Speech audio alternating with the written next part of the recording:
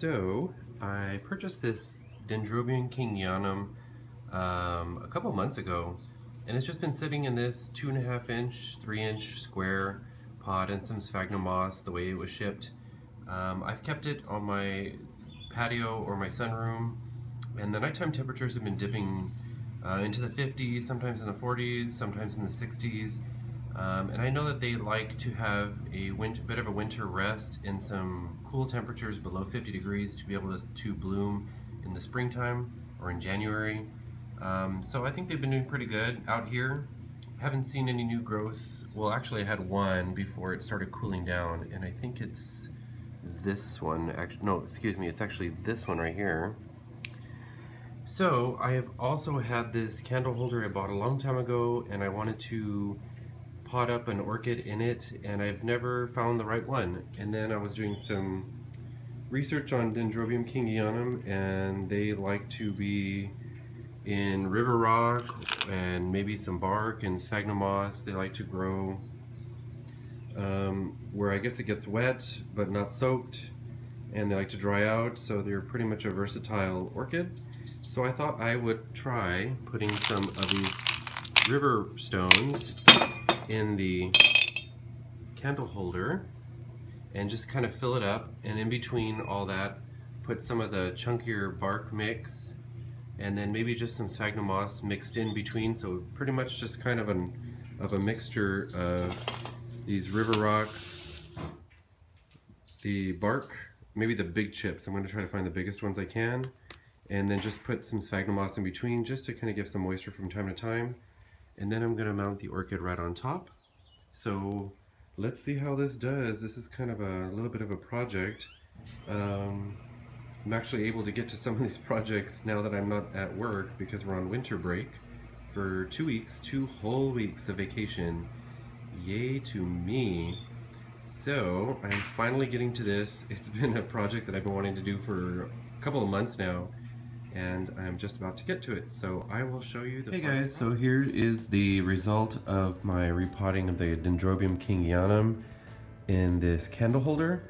I used river stones, a little bit of sphagnum moss, some bark, you can see it's in there. So I basically just put the orchid on top, backfilled it mostly with rocks and this level, little bit of sphagnum moss here and there, mostly bark, but the river stones are all the way through it, so we'll see how this does. Temperatures have been really dipping down into the 40s lately. It's been a while since I did the first part of this video and the second part, but I found the sheet that the grower sent me on this Dendrobium about care and culture, so I'm just going to read it to you, and that way you have it for your records if you have a Dendrobium kingianum. I don't know what color this is, but I'm excited to see if it blooms this year. It's kind of small. Maybe I'll get a spike or two out of it. Who knows? It's already mid-January, and from what I gather, these should be blooming in the near future if it's going to do so this year. But here's what the grower said in the note that was provided, which is right here.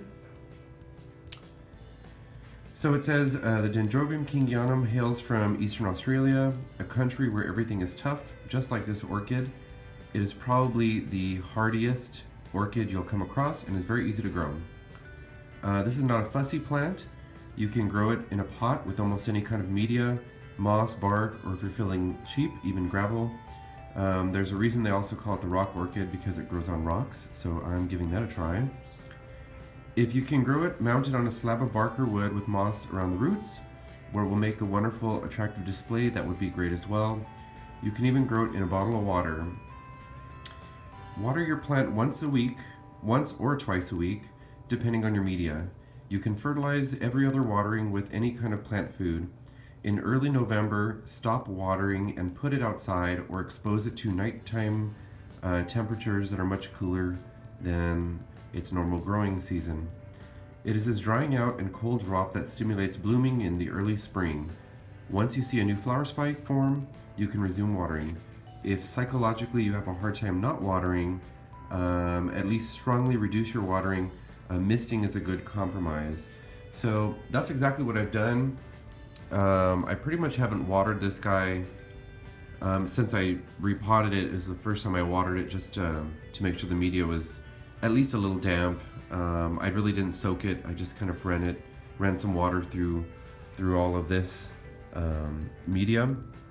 I actually watered it today. It's been a couple of weeks since I did that. I didn't really I didn't soak it. It was just kind of putting it under the tap a little bit here and here, and just wanted to give it a little drink because the pseudobulbs are looking just a little bit shriveled, so I wanted to make sure that I gave this guy some success, especially since he was recently repotted and is not a giant specimen of any kind. So anyway, that is my Dendrobium kingianum. I'm not sure what color this is. I'm kind of hoping it's purple. Odds are, since I hope it's purple, it'll probably be pink, but we'll see what happens with this. If you like this video, subscribe to my channel. If you want to see more, leave a comment below and we'll see what we can do. But this is pretty cool. Let's see how this does. And until next time, happy growing.